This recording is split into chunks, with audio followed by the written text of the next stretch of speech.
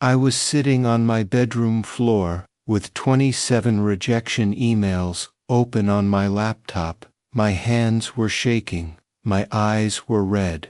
I hadn't slept in 2 nights. I couldn't believe this was happening. My name is Alex. I was 24 years old, and I thought I had everything under control. A good degree, internships, I studied hard. I followed every rule, and still, no one wanted me. I kept refreshing my inbox, hoping, waiting, but I knew the truth. Nobody believed in me. I closed my eyes and leaned back against the wall. My heart was heavy. I felt like a failure. I didn't tell my parents how bad things were. My mom still asked, "Any news today?" And I always smiled and said, "Still waiting." But the truth, I was falling apart. I applied to companies every single day: marketing, tech, finance, even small startups with terrible websites. I tried everything. I wrote different cover letters, changed my resume, practiced interviews. Nothing worked. Some companies didn't even send a no, just silence. Others said I was not the right fit or lacked experience. But how was I supposed to get experience if nobody gave me a chance? One night, I stared at my laptop screen for 2 hours, just looking at the last rejection email. My fingers were numb. I felt like giving up. That's when I saw it. A new notification. One unread message. The subject line said, "We read your application. Let's talk." My heart jumped. I clicked on it so fast, I almost dropped my mouse. It was from a small company I barely remembered applying to, a marketing startup in another city. I only sent my application because they seemed human.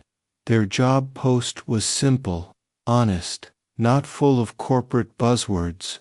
The email said, "Hi Alex, we read your story. We want to hear more. Can you talk tomorrow at 3 p.m.? Maya, founder." I read it 3 times. Then again, she said, "Your story, not your skills, not your resume." That one word made something open inside me.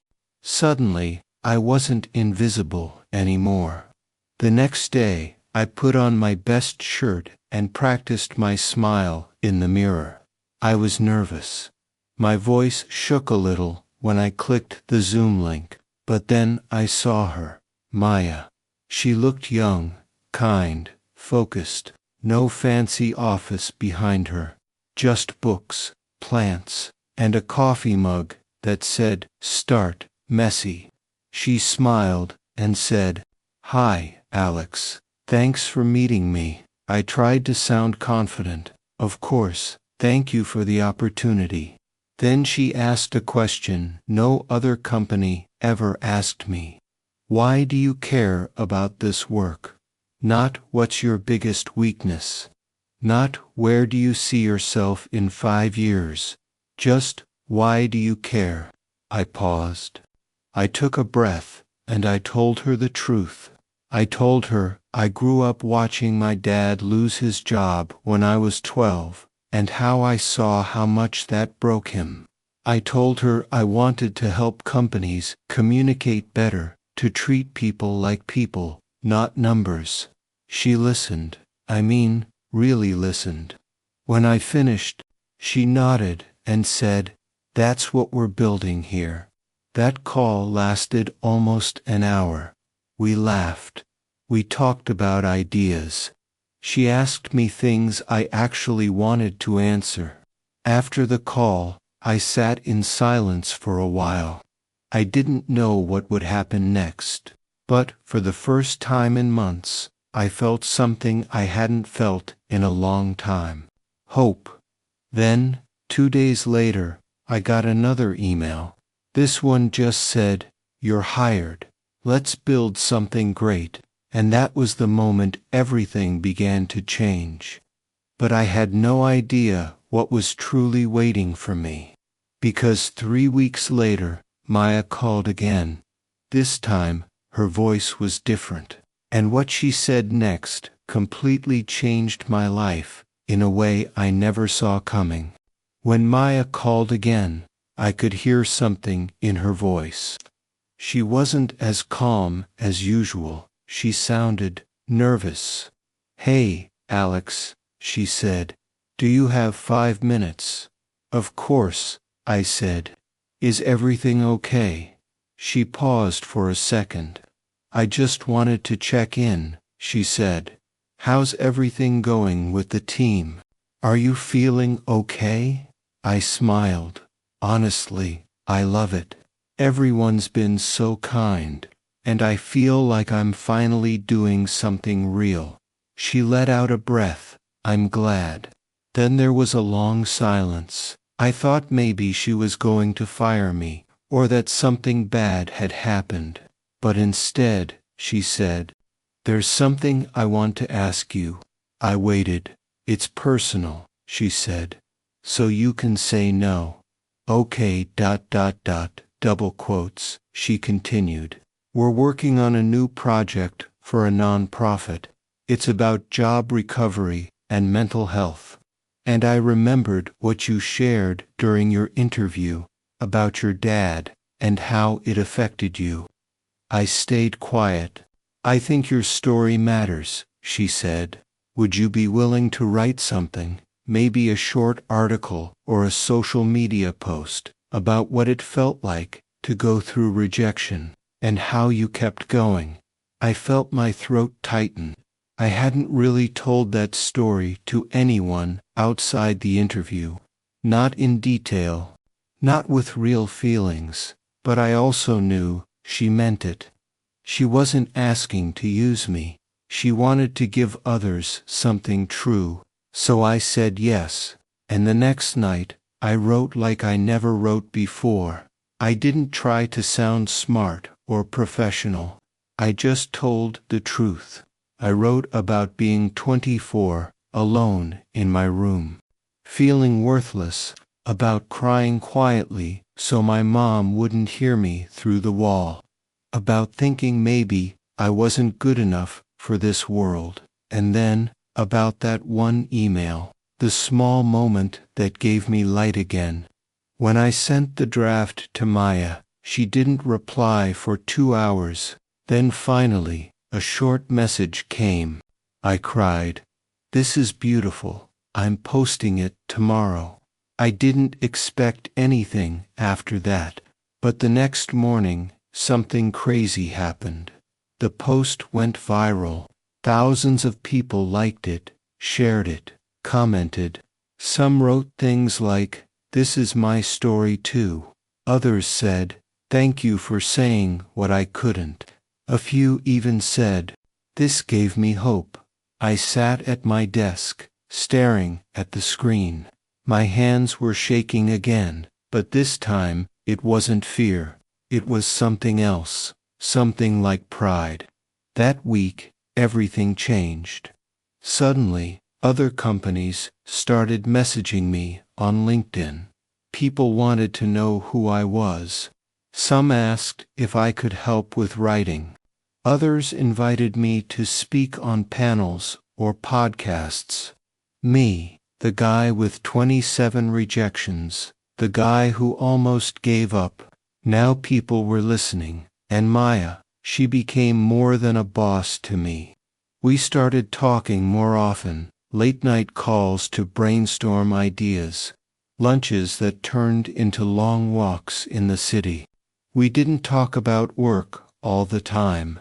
Sometimes it was about books, music, childhood, life. She was smart and serious, but also funny in a dry, quiet way. She challenged me and believed in me even when I didn't.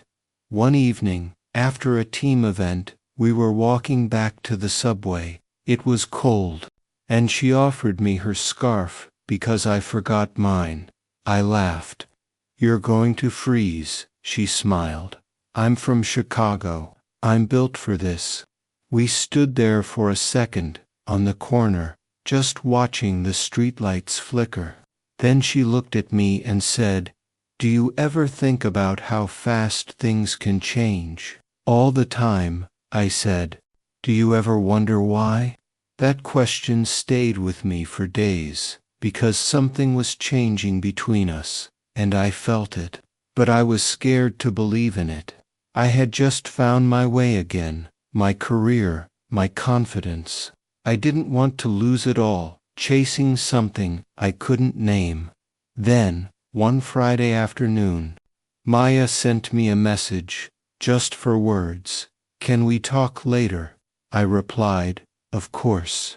But I had no idea what she was going to tell me, and I wasn't ready for what came next. Because that conversation didn't just change my job, it changed everything I thought I knew about myself.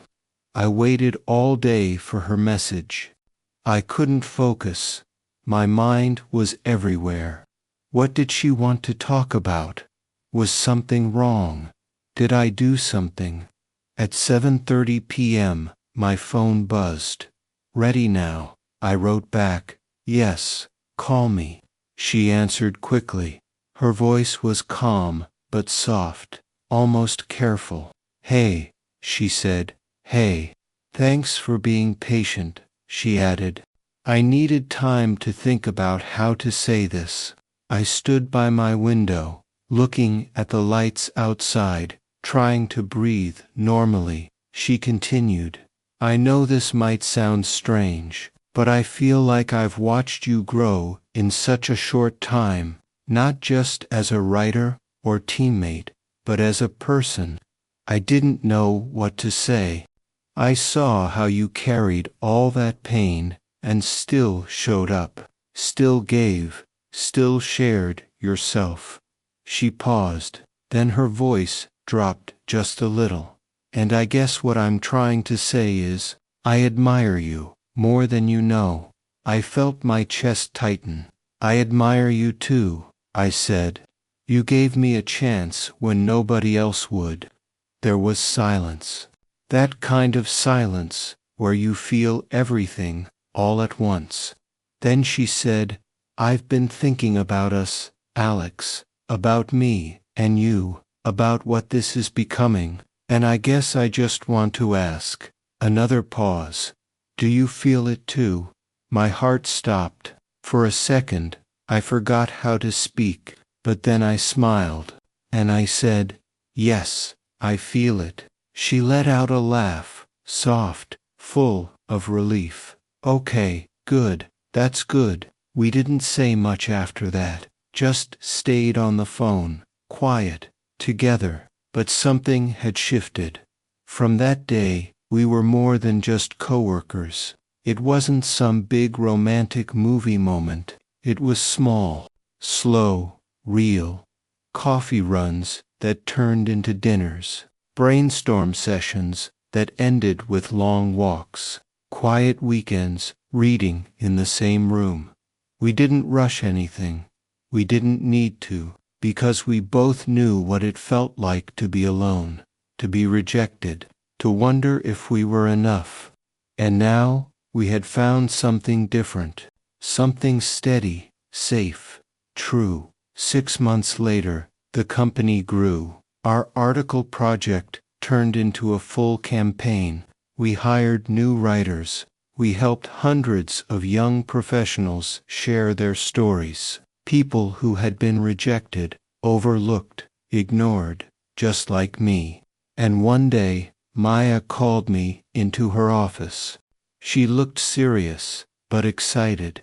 "There's someone I want you to meet," she said. It was the director of a global nonprofit. He read my story, he read the campaign, and he wanted me to come speak at their youth event in London. I couldn't believe it. That night, I stood in my kitchen, looking at the invitation on my screen. My mom walked in and asked, "What's that smile about?" I told her everything. For the first time, about the 27 rejections, about Maya, about the email that changed my life. She got quiet. Then she said, "Your dad would be so proud," and that was the moment I cried. Because I realized something. It wasn't just one email that changed my life. It was all of it. The pain, the silence, the waiting, the small voice inside me that said, "Try one more time." That voice saved me. So if you're watching this, if you're feeling rejected, invisible, like nobody sees you, please hear me when I say this. You only need one yes, one person, one message, one small moment of hope. Hold on, keep going, because that yes might be closer than you think. And when it comes, it just might change your life, too. What would you do if your next message was the one that changed everything? Let me know in the comments. I'd really love to hear your thoughts. And don't forget to like the video and subscribe for more.